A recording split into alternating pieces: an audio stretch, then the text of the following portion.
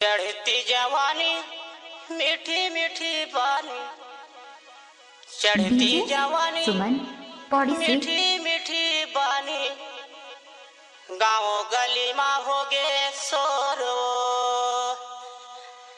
ए वो छत्तीसगढ़ रानी बन जाते मोरे।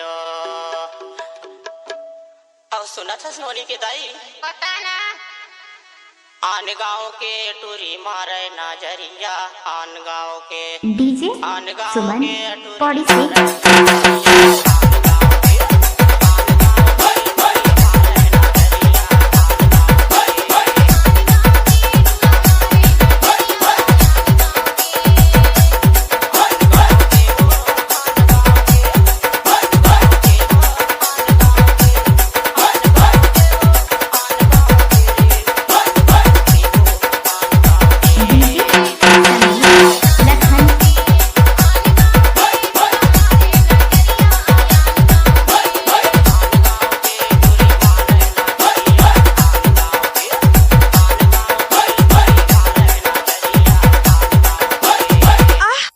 अरे बाबा, ओ ड्राइवर बाबू, डीजे अरे गाड़ी आस्ते चलो।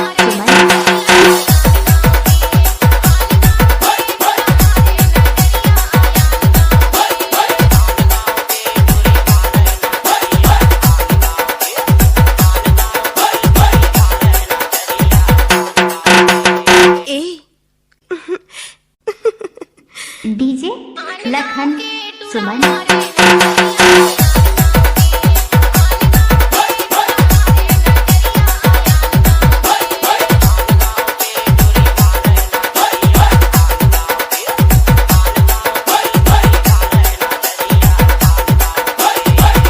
पूजा थोड़ा मुस्कुरा दे यार।